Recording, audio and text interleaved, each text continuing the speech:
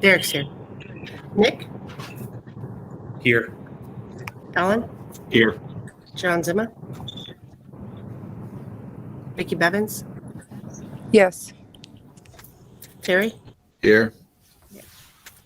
And Christy is here. Will the Pledge of Allegiance? I pledge allegiance to the flag of the United States of America and to the republic for which it was born, one with liberty and justice for all. I'm sorry. Okay.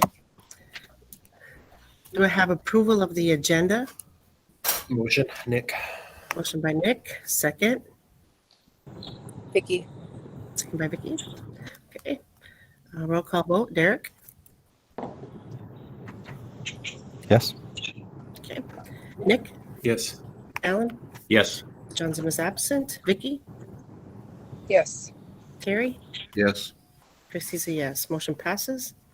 Okay, we're going to talk about the safe learning plan. If you guys could introduce yourselves, I don't know if everybody knows who you guys are. Go ahead, Gary. You can start us off. All right. My name is Gary Lee. I am the Deputy Executive Director for MSBA and originally from Fertile, Beltrami. And I'm Terry Morrow. I'm the Director of Legal and Policy Services for MSBA. Gary and I both served on school boards. I was the chair here in St. Peter, and Gary, you were in Fertile? Yep, that is correct. So I know you brought us together to talk about the safe learning plan and learning models, and we can draw upon our experience working with districts across the state. It's certainly been an evolving process, and Gary, I think you'd agree at times it's been a bumpy process. It can be very challenging. So let me turn to you. Do you want us to start off with where things stand today and just talk about the options that school districts have and the role of the regional support team? Sure, you can do that. Okay. All right. So I'm not going to go all the way back to the beginning. I'll stay in the November, December time period. The governor has issued a number of executive orders related to the pandemic. You're following one right now by doing the remote meetings and doing it really well, taking the roll call and what have you. The executive orders also instituted 3 learning models, in-person, hybrid, and distance learning.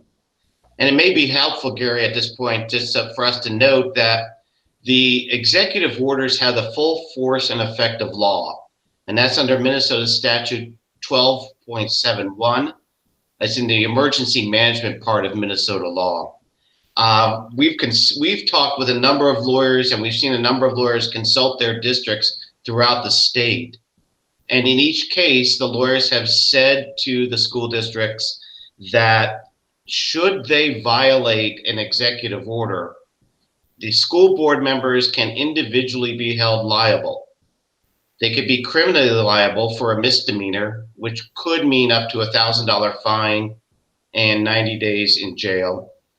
The school board members could be sued for violating the executive order. A lawsuit could be brought by the state or the county, but more likely the state. And the third possible effect of violating an executive order is loss of school funding from the state.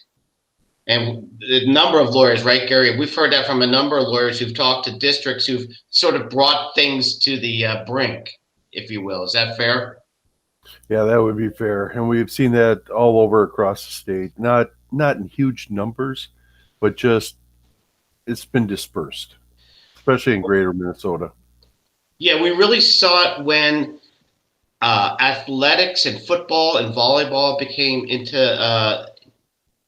into the center of focus, and districts that were in distance learning weren't allowed to play football, but with few exceptions, but districts that were in hybrid and in person were able to play football.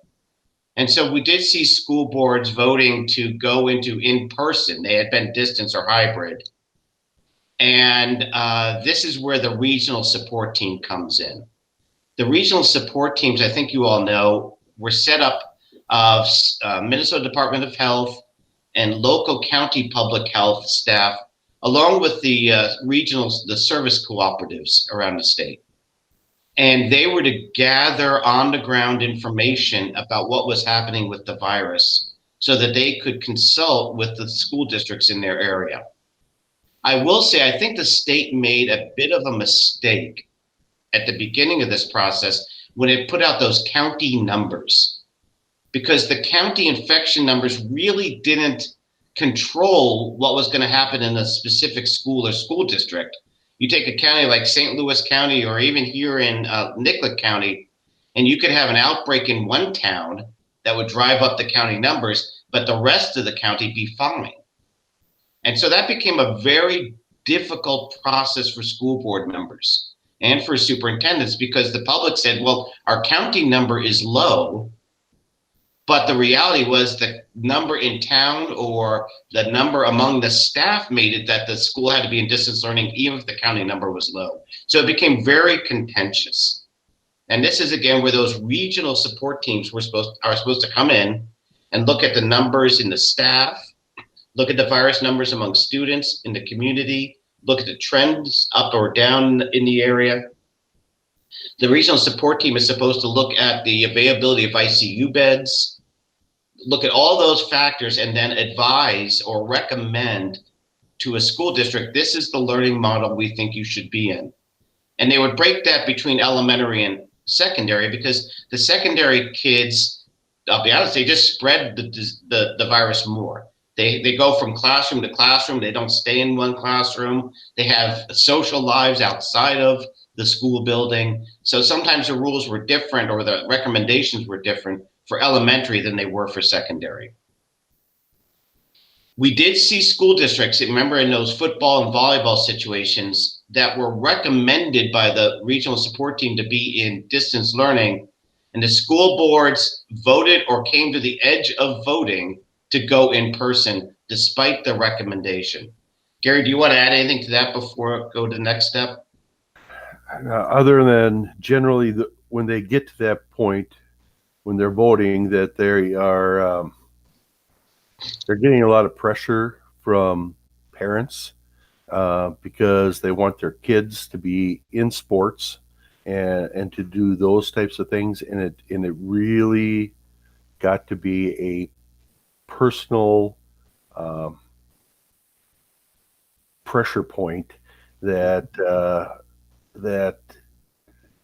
had really nothing to do with safety and what was the best thing for the kids at that point. And you'll remember, Gary, there was one county where one district, both schools were in distance learning. It was football season. One of the school district, the board voted to go in person, despite the recommendation to stay distance learning.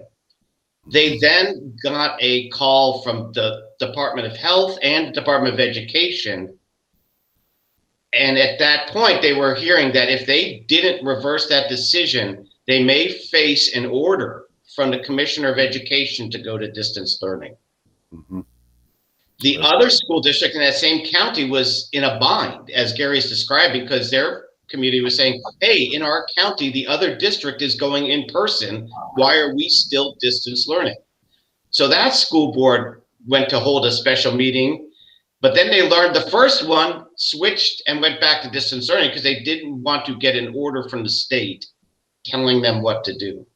Mm-hmm. So both school districts ended up staying in distance learning, but both school districts ended up having more than one special meeting in a week because they, in essence, had to go back and forth between their decisions on in-person or distance learning.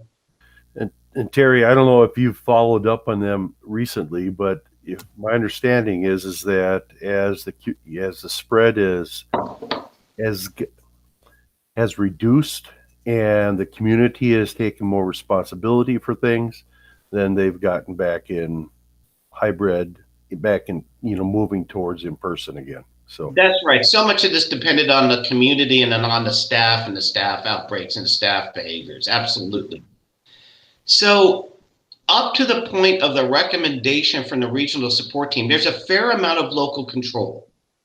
the districts can work with the regional support team, talk about options, talk about all the mitigation measures that the school district's taking. You know, some school districts put in HVAC systems. Some school districts were taking other measures with buses or what have you to try to really limit the spread. So they talked to the regional support team, but the regional support team has no enforcement measure. Remember, those are just health workers from the Department of Health and from your local county. They cannot order a school board to do something, not the regional support team. The one who can order a school district to be in a learning model is the Commissioner of Education. Conceivably, also the Commissioner of Health could do it. We haven't heard even discussion of that possibility. We don't know of a situation in which the Commissioner of Education has actually issued an order. We do know about a number of situations around the state where the commissioner and deputy commissioner had serious conversations with the board, and the boards ended up going to the learning model that the regional support team recommended. So there was no need to issue an order.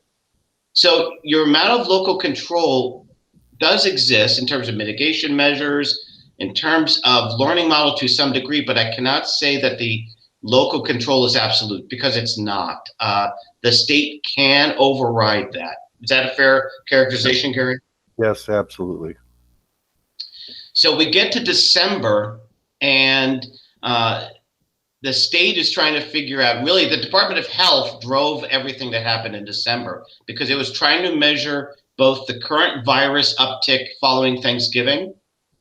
It was trying to predict what was going to happen over the Christmas, New Year's break, more people getting together, more families getting together, more travel occurring. And they were trying to also get districts that never were in person or hybrid. We had a number of districts, primarily in the metro area, that were distance learning all year up to December. And so I think it's fair to say, Gary, that MDE and MDH wanted to move some districts from distance learning in an orderly way, in a way that would satisfy the concerns that both staff and families had about reopening the schools. And so they came out with that tiered approach, that that rollout approach that's on in the Safe Learning Plan now, that was added to the Safe Learning Plan in mid-December. Again, I think it's fair to say MDE may have made a misstep at this point of the process because it said that districts that had a plan after the new year to be in person, go ahead. Districts that had a plan to go from distance to hybrid, go ahead. But if you don't have a plan to do that, you need to do the rolling implementation. And that really made things difficult for districts that maybe had a board meeting that night. And they're thinking, well, wait a minute, in 2 hours, we're about to have a vote. Now we can't. And MDE backed several days later, after a lot of calls, MDE backtracked on that one, right, Garrett? Yep. And so, and hopefully a lot of districts made some progress with that as far as getting a plan in place. But there were numerous districts that still had nothing in place and now are trying to implement the rolling plan. And that seems to be working. I mean, at least at this point, it seems to be working. Of course, everything changes if the virus changes, but it seems to be working.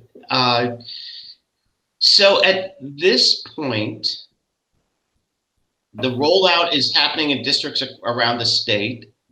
I think one final note, and then maybe we can open up to questions, Gary, is that often the school or district decision of learning model is based on staff illness. We've seen this again and again. Early on, we saw a few school districts have to go to distance learning, not because of the community outbreak, but because they had no bus drivers, because the bus drivers all tested positive. We saw more than one district where all the food service workers tested positive, so they couldn't do meal service. So it was really unique to every district at times anyway. Why is my school in distance learning, but the other school is in person? Often it was based on staff and staff outbreak. So we're happy to answer questions, try to offer explanation, do what we can to help out. Okay, thank you. I do have several questions, and then I'll also, one of the things that you had brought up, Terry, was, the options. I guess the main question was, can a school board change their plan through the process? Sure.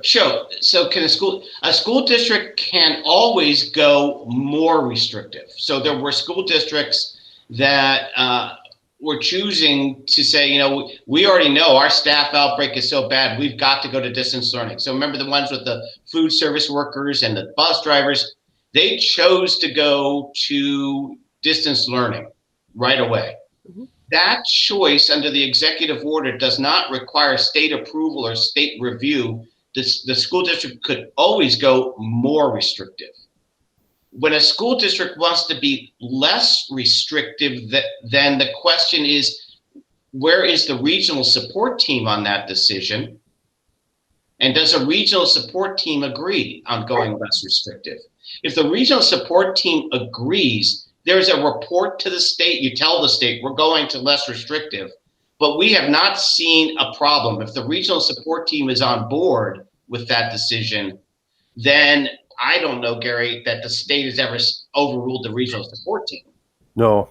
And there's been a lot of cases where the regional support team has dove in and got into, because it looked like the community spread was high, but they started diving into what's actually going on in the school. And they were, I'm sorry, I got a dog barking I got to deal with, but the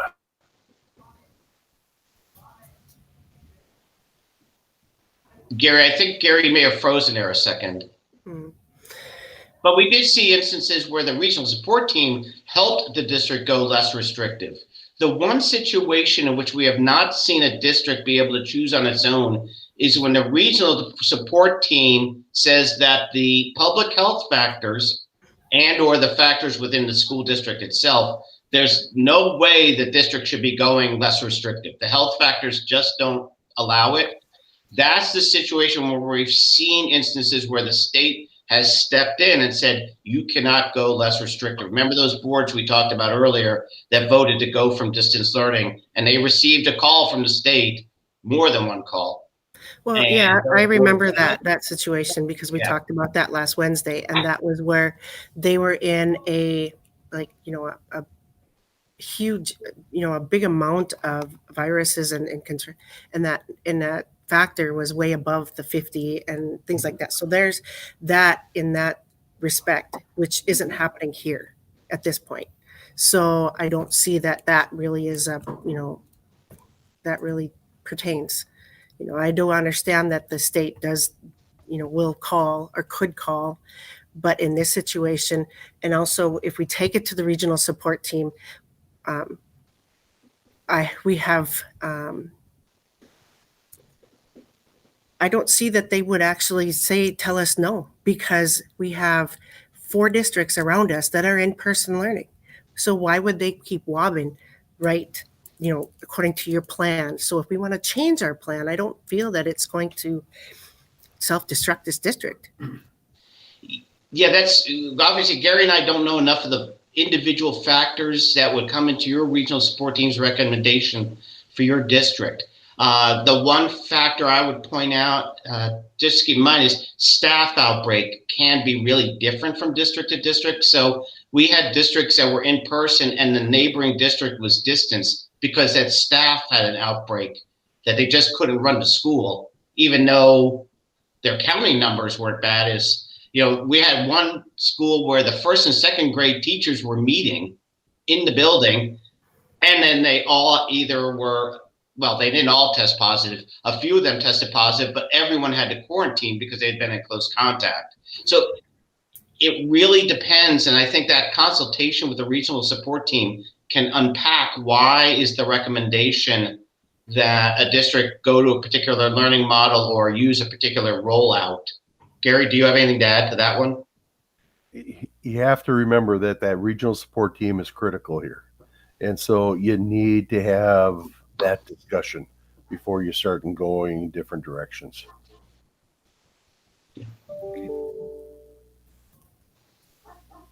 So, guys, just from what your experience, the last I heard, the White Earth Reservation had, I think, 9 active cases last week or 17. I can't remember which it was.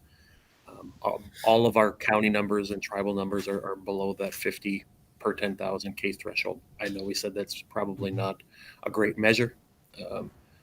Mahnomen County is leading the state in terms of vaccination population being done.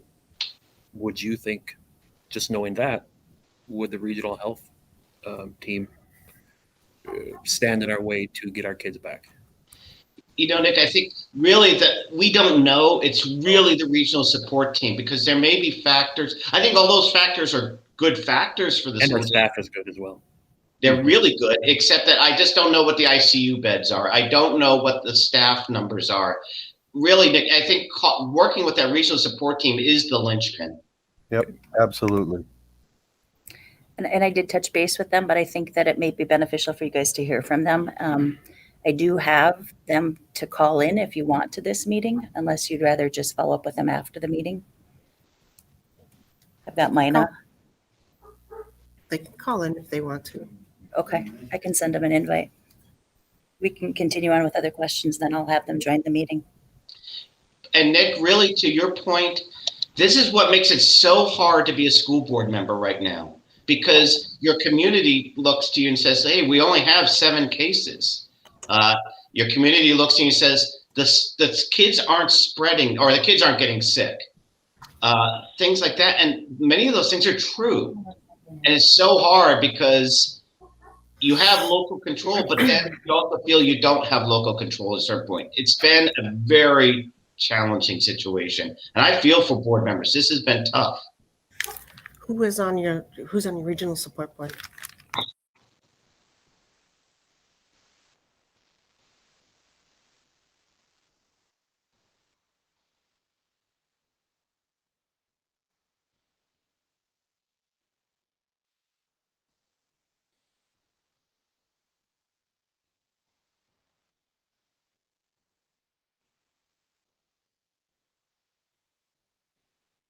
Join our meeting?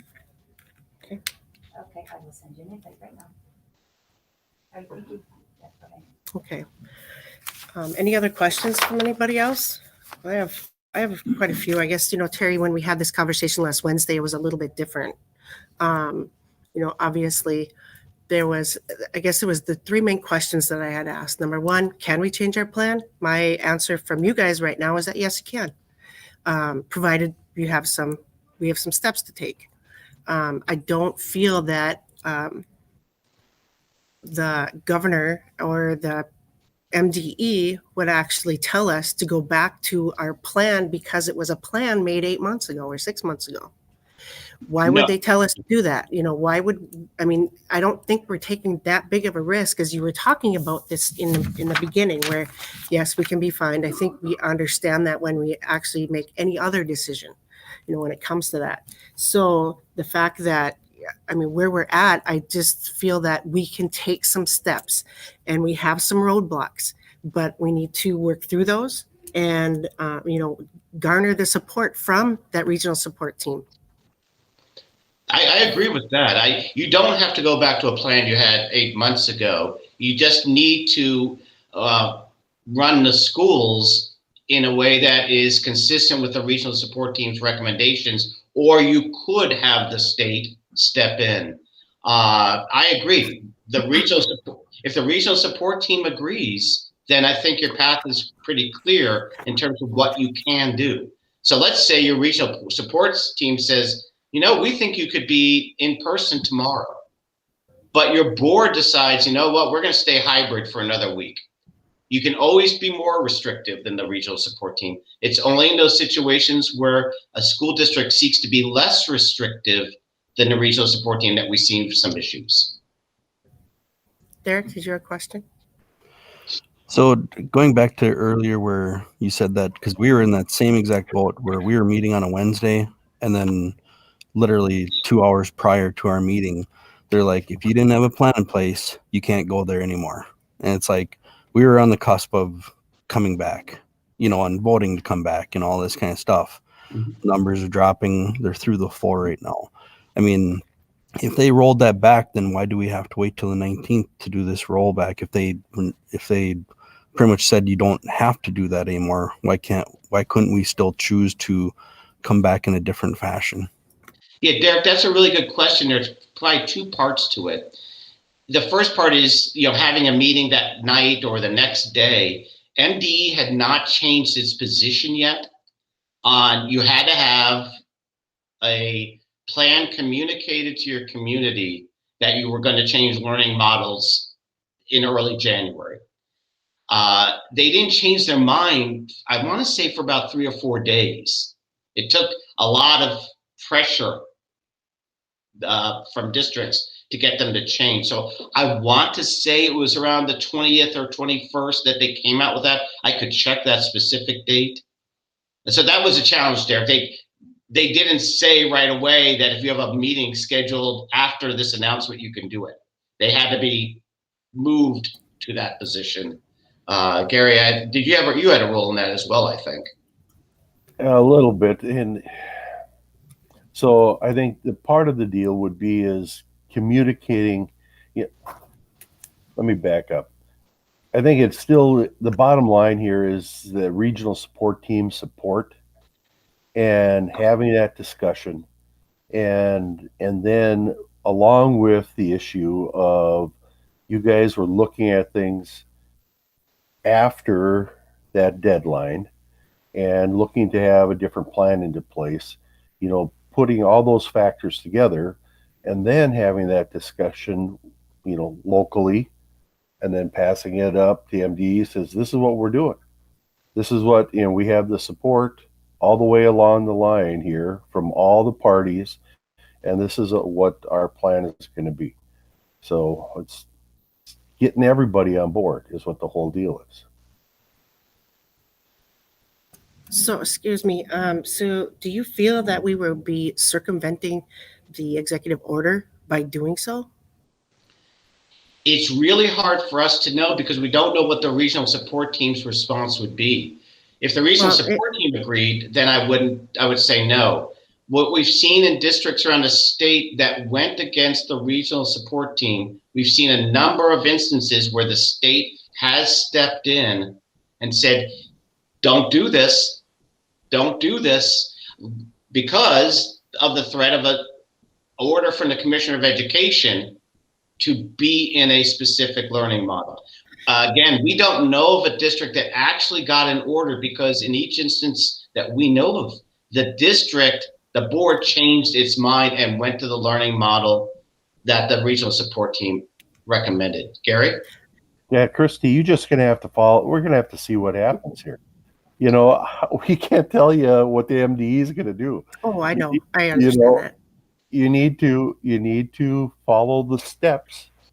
Follow the steps just like we've been talking about, and then run it up the flagpole and see what MDE says. So that's what needs to happen. I guess the question is because this is what was told to us in the last 3 meetings when we were talking about doing this, is that we were going to be circumventing the executive order. We were going to put our superintendent and the teachers at risk for their licensure. We were going to, do all of these things that was ethically wrong. And I just didn't believe that was the case. And I still don't believe that's the case, just because there is always a way to do things and get them up there. I don't believe our regional support team knows that we even wanted to do this. If they do, they were never presented with a plan to do this. So we've asked and talked and had those conversations, but there's never been they've never been presented that we would like to do this and been worked on. So it's something that I'm sorry it had to come to this, to come around to get the answers, and the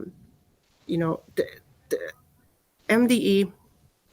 I always know that they have the final say.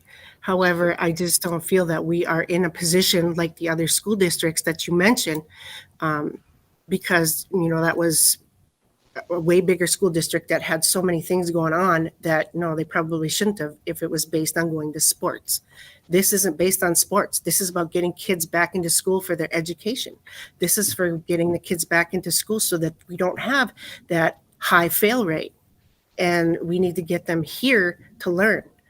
And, I just don't see how that is such a bad thing of what Waubun wants to do. And it's something that I'm very passionate about. And I want to see that our kids get back to school here in person. And right now, I know that we will have our second, third graders coming in next Monday. But we have our high school and hybrid. And that's what we wanted to change. I wanted to change to, well, before that, I wanted them all back. But right now, I want to see our kids coming back on February 1st. All of our 7 through 12 for 4 days a week in person. I don't see any particular factors that are out and about with our infection rate, with all of the vaccinations that we have. Becker County's at an all-time low, that of what's going on in there. So there's a lot of factors that I don't see that the MDE would actually have such a problem with us doing this. And if they do, we're responsible for that. Yeah. And I think that, as a board, with the majority of us are trying to get that put in place. Christy, everyone across the state we all want our kids. I want my grandkids back in school. All right. Because that's the only way this is going to work. And we're seeing kids just failing everywhere because distance learning is not working. It's working as best as we can, but it is not doing what is needed. The issue with what you guys have going on, and this is really kind of the first I've been involved with this with you guys, but from what I'm seeing is that it's process and taking and following the process in the correct way in order to see what you can figure out. And so the board just saying, we want this is not the way to do it. What needs to happen. You raise great points. You raise great points, Christy. But it's the regional support team who should get that discussion going. Yep. So just in short, we can change our plan, correct? Just in conjunction with our regional health team. Yes. Correct? Yes. If your regional support team is on board, Nick, with the direction you want to go as a district, we've never seen MDE or MDH overrule that. Okay. So if the regional support team's on board, sure. So you mean if we go ahead and get a hold of the support team and get them moving a little bit quicker, we can get this whole works moving a little bit quicker? We don't know the situation, Terry, in which if the regional support team agrees and is on board, we don't know of a situation where the state has overruled the regional. The regional support team knows much better than the state as to what should happen in a local situation. Gary, I'm sorry I cut you off. And to your point, Terry, that that's our understanding, is that's as long as you got the regional support team on board. But in this particular case, what MDE will do, we don't know that for sure.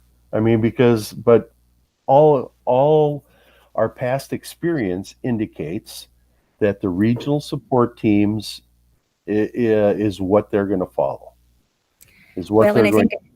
Yeah. At this point, I was just trying to make sure the board had common information from you, and I hadn't said a whole lot. And I think that was my intent with taking the directive from the board on speeding things up, as well as we have on one side of us, people moving. Some had been with their secondary in-persons from the beginning of the year. And then a couple had moved their secondary to in-person, at least 4 days a week. And they haven't had issues. And so looking at, with our numbers going down, that it was time to start looking at that roll-in for secondary. But then also looking at being cautionary, as the governor said yesterday, not ready to move secondary. And so wanting to go to that regional support team. And Sarah's on. I was kind of hoping that Mina would come on too, but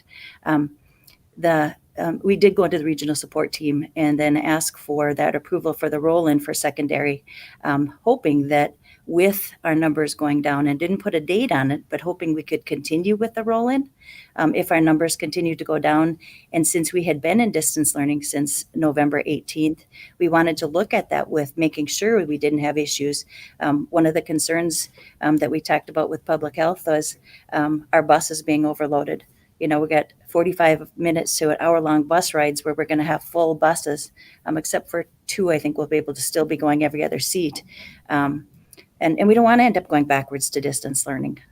We want to be able to have safe kids and stay in hybrid or in person for as long as we can. And I believe things are going in a good direction. And that's what we talked about with concerns with regional health team, is if we continue with that roll-in model, we're we have a better chance of staying. And so those are the things we talked about. And when I circled back again and said that we thought that the board would be pleased with that and pleased with the feedback from regional health team, and we have a couple that are not, maybe more than a couple that are not. And so then going back, I circled back to some of those people on the regional health team and said, what would you think about coming back with all of the high school, all the secondary? And we talked about some of those issues. And the concerns would be not being able to keep the 6 feet in some of the classrooms at the secondary. And then the bus was a big concern. Sarah, are you on and able to speak and answer some questions from board members? Sure, yeah. Can everybody hear me? But the I people can that, Yeah, Yeah. is it okay if I just talk for just a Sure. second? Sure. So, Sarah Chono, Public Health Director for Mahnomen-Waubun. So I just want to thank you guys, and I can just say I relate. I know how difficult this is. I am a school board member as well. And being the Public Health Director, you can imagine I've been put in some precarious situations with having to make some decisions that are very difficult, and also being a parent. So I feel ya. So I just appreciate you all, all the work you're doing. From the public health perspective, we are in a much better place. Things are going the right way. We've been working with quite a few districts about their plans for coming back. Some have been in person, some have been hybrid, some are bringing secondary back, and I think that is a good thing. I am fully in support. I have wanted kids to be in school. I wanted my own kids to be in school. And I think, as we're a little bit nervous still, just because we were waiting to see what was going to happen after Christmas, after New Year's, kind of, and in my own district, we said, okay, February 1st was going to be our kind of date. And then in case anything changes, we have a little bit of flexibility there. So I think one of the big things, like Lisa said, is we don't want to see anyone go backwards again. So I think as I joined and heard a little discussion about a process and, more of a roll-in, we do support that, just because you're kind of, we don't want anyone to set themselves up to fail. So if you bring some kids back, you can see how some of those processes are working. And then, even a week or two later, bring some more kids in. That just seems to make things maybe be a little bit easier for staff and students and parents than to figure out some of these processes. But I understand that, everybody wants their kids back in school at the same time. So, we have been meeting as a county support team since July, with our other districts and White Earth and County Public Health and, emergency management, and talking through all of these things. And I know you guys have been in a harder situation than neighboring districts. I mean, just with cases and staff, and I mean, it's just been such a challenge. And so I totally get where you guys want to get back in person, and I totally respect that. We want to do what we can from the county perspective to help you, and we just want to see you succeed. So I guess I don't know if anyone has any specific questions for me. But we're here to support you as much as we can, I guess.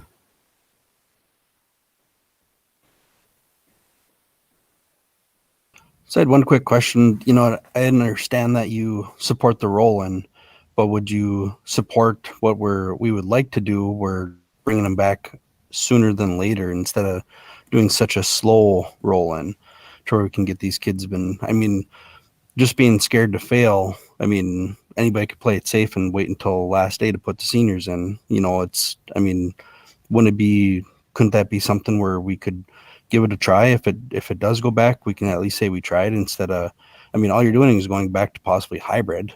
You know what I mean? Yeah, I guess, we've generally been supportive of, what districts decide. I mean, I don't know all the ins and outs, so I'm not going to tell you exactly what you should do or what you shouldn't do. Our role is really to be here as answer questions, educate, get you to think about, what are the things that may be challenging. Transportation, that's the biggest challenge all of our districts face in rural Minnesota. And just to be thinking through those things and how could we mitigate some of those strategies? What does it actually look like in the cafeteria? And then making sure you as a district ultimately feel comfortable with that. So it's not, being scared to fail. We just don't want to see it happen.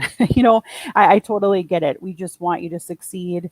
And sometimes doing things slower is going to, and sometimes I can say we do have districts who decided to bring all of their kids back at once, but some of those districts are quite a bit smaller than you guys are too. So, and it's really difficult to say, it's really hard to compare districts because everybody has different sized buildings and different, For setup sure. and stuff too. So it's just for us to say a one size fits all, I tread lightly with that, but just instead trying to be really supportive and working through some of the issues. Well, I'm sorry. sorry.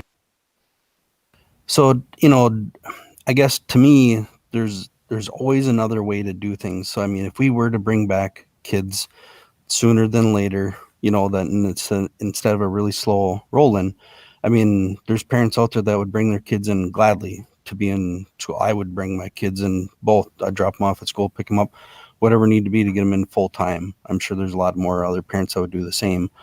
I guess my question would be would it be something that as the local health team or the regional health team, would you be opposed if we were to submit the paperwork to try to roll in, more kids sooner than what the current plan is? I think, I don't know, Lisa, maybe you can speak to this, but I think we would, if you were going to have a change in your plan, that would need to go back to the regional support team, that meeting that we had last week, just because that's where the initial plan had went to. So that would probably need to be something that would be reviewed by them again. Yes. My assumption. Yep. And I think that we have, I'm sorry, I didn't see anybody else speaking, but I know that we have, this has been in our thought process since March. So this isn't like we're just taking this on. We understand the problems and the issues that are out there.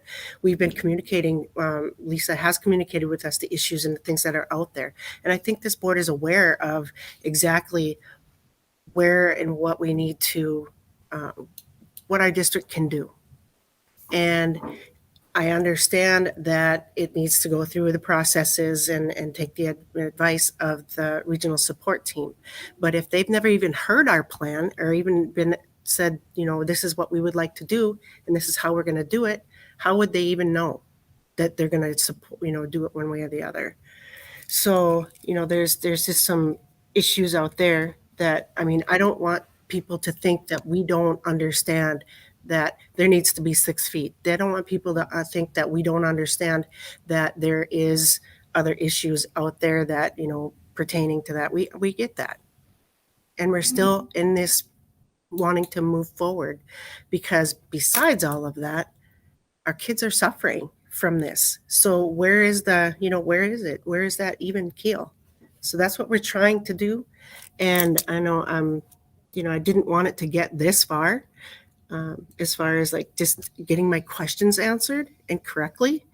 And I think that we all have to, vote our own conscience. But, I am pushing this hard.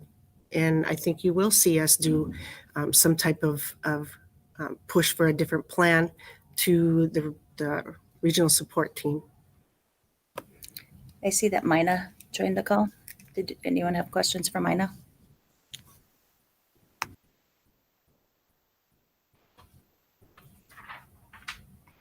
I guess I'd ask Mina the same question I asked Gary and Terry. I mean, Mina, given what our current number situation is on the reservation in terms of active cases, I know Vicky mentioned their boss at Essentia said community spread is at an all-time low in Becker County. Do you feel you guys would support something to bring our kids back sooner than later? Trying to figure out how to unmute. I'm sorry. To be completely honest, I support the current plan, and I'm a parent at home that also looks at kids suffering. And I'm gonna be honest, bringing them back the 2 days a week has been tremendously successful for my own children. And I don't know that rushing and hurrying up and getting back is most beneficial at this point, but looking at the numbers, yeah, the numbers do support that we could try to move forward. I'm gonna bring up something. I just had a conversation with my own child last night. Just if we go back to bringing more back quickly, does the mitigation strategies decrease? Do we go? I know we go to the 3 feet. I know we go to some of them things, but can somebody tell me what happens with our lunchrooms again? Because right now I'm being told that my child's not eating until after 1 o'clock during the day, and that's with our current mitigations. That's with our current numbers back. So I'm just interested in knowing some of that stuff, but maybe this isn't the conversation to have that at. But looking at the numbers, the answer is yes, the numbers are low and they continue to be low. So I would say I would support it moving forward if the plan indicated that we could do it. So that's where I'm at with that. I don't know if that answered your question or not. Very much so, yes. Yes, that is the concerns. And then Eric and Laura, you can jump in if you want, but that is the concerns with bringing everybody back too fast, is that all those mitigation strategies immediately decrease. And with the roll-in strategy, we have time to, roll in and slowly decrease those and have time to have kids in the building to see if we have those issues, and we have time for the vaccines to kick in, and we have time, because by the end of that month, then we will have our second vaccine. And so by the time we have that roll-in strategy, we have all of those mitigation strategies in place for longer. And so as those distances, decrease, we'll have time for some of those things to kick in before we're full in person. So that is the purpose for the roll-in. That is the purpose for that plan. So when do you think that plan is going to be full, like we have all kids back? May? I mean, that's what it is. I mean, if you're looking at mitigation strategies and kids in the lunchrooms and stuff like that, that's always going to be there. If the It plan, is and it isn't, Christy. I think that the biggest thing that we got to look at, because I agree with you guys, the numbers are going lower. For those of you that don't know me, MSBA, I'm Eric Martinez. I'm the high school principal, or the 412 principal. It is and it isn't. And here's what I'm looking at. I mean, and Mina, that is a very valid point. Those 9 through 12 graders have told me a time or two they don't like eating so late, but that's the reality of what we have. You talked already, Christy, about the 6 feet distance, and I'm going to sit here and tell you right now, when we bring back all the kids, if we were to do like what you guys want in that, well, I'll just speak for you, Christy, what you want on that, next Monday, bringing them back. You're talking about doubling the daily, and for the 9-12 now, or 7-12, you're talking about doubling the daily amount of kids in there. My classrooms are full now. They're going to be even fuller. My hallways are full now. If you guys recall, in the fall, we brought up the 4th grades. We had to make some changes. So my middle school hallway is full of 6th graders. Therefore, my 9 through 12 hallway is full of 7 through 12th graders. Can we not do it? Absolutely, we can do it. What I'm telling you is that it's going to be incredibly hard to do that 6-foot rule. We've also made a tremendous amount of changes to go into distance learning, to go into hybrid learning to begin with. So we'll have to make those physical changes back. That means that the classrooms aren't going to be, and Terry stated earlier, 9 through 12 kids move, 7 through 12 kids move. That's what it's going to end up being. We're not going to be able to do the one classroom per kid. It's going to be, there's movement in the building. So these are the mitigating factors that Lisa's talking about. You talk about being May. When we look at this, and we didn't put dates on there for a reason, and I apologize for that. I feel responsible for that. I didn't put dates on because I wanted to see where the numbers were going. I didn't want to give false hope. I didn't want to give any of that. I wanted to see that, the spread was not going to be there. We talk about these other circumstances. We talk about school spread. we didn't have school spread as one of the factors, but we were in distance. Now that we're back, now that we've had our kids back for what, 6-7 days now, now we can start looking at those numbers and seeing what the spread actually is, seeing what it's going to affect, seeing, we already have good hard numbers on the buses. Busing's going to be tough. Are we saying we can't do it? We're not saying that. We're saying it's going to be different. We're saying that there might be some areas that we're going to have to look and do the best we can. No, it's not May. If you look at it, I think we have a plan to get, we were bringing back the 2nd and 3rd grade next Monday. Is that correct? That's correct. 2nd and 3rd grade back next Monday. Yes. We can go back and look in, and if you guys would like, we can go back and look at our plan, and we can bring in that 7 through 9 in another roll in, and then bring in through the 10 through 12 in another roll in. As long as the numbers continue where they're at, and I believe, and I think I've told every one of you guys this, I believe in that roll in process because it does a couple of things. Okay, it helps us transition back safely. Numbers are going low. Absolutely. I will 100% agree with that. Here's my problem. Here's what I'm looking at. And I know you guys are too. This is not a shot out, but this is, a shot at any of you guys. I'm worried about what may happen. You talk about the safe game. Yeah, I am. And then I apologize for that. And that's who I am. I do play the safe game. I do not want any of my kids getting sick. I do not want any of my staff getting sick. And I will thank Mina again. Mina got us through that first dosage of vaccines. If we would have waited for the state, who knows where we'd be. Okay, we're not at the 2nd rate yet, and I know that Becker County and Mahnomen County are low. But think about those numbers, and I know that we already stated those numbers are not always the greatest things to look at. The numbers are still higher than when we went to distance, okay, or when we went to hybrid, when we decided to go hybrid.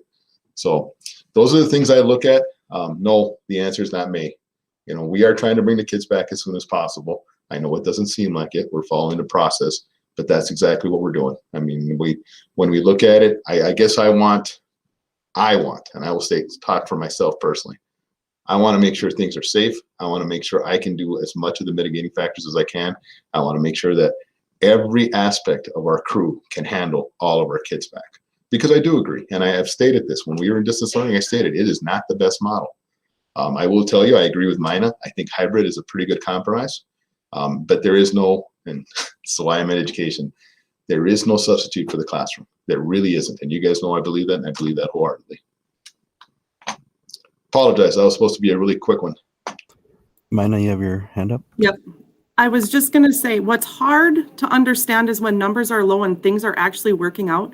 We honestly need to pat ourselves on the back and understand that's because of the mitigation things that we're doing. It's working. That's proof that it's working. And it gives us, some anticipation of what's next. But at the same time, I just want us to understand that mitigation shows us that the current model is working. It doesn't say hurry up and jump to the next one. It says, yes, absolutely get on board and start planning for the next one. Let's figure it out. But that's just what I wanted to say, is just truly understand from a public health standpoint, mitigation strategies are the most effective if we're doing them. And this is proving that we're doing them. So that's what I want to say.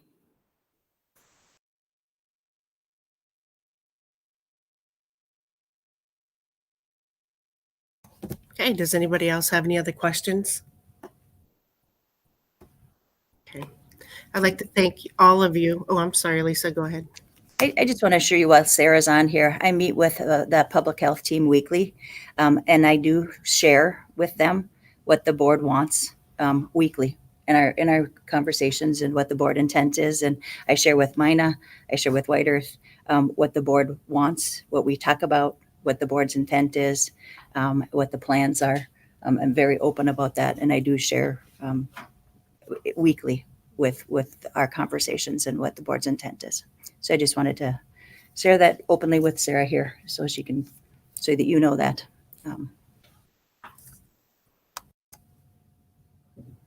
Okay, is there anything else? Anybody else have anything to bring up? Okay. I'd like to thank everybody for participating and accommodating, the board's big push to try to get some answers as far as what we need and what's going forward, moving forward from here.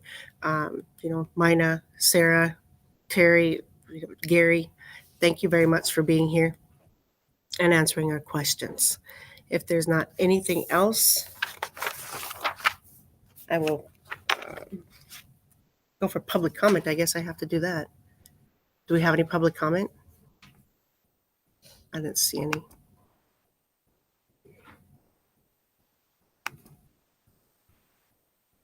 Okay. No? Okay. Any future considerations for the board, which is regular school board meeting on February 17th, 6 p.m.? Do I have a motion to adjourn? Motion, Derek. Motion by Derek, second. Second by Al. Oh, go ahead, Al. Second by Al. Yeah. Okay. Roll call vote. Derek? Yes. Nick? Yes. Alan? Yes. John Zimmer's absent. Vicky? Yes. Terry? Yes. Chris is yes. We are adjourned at 8:31. Thank you, everyone. If there's Thank you, anybody else, Madam Chair. anybody left on the call, we do have Mary Dorman's dedication for the Media Center on February 7th at 1 o'clock. So hope you can join us.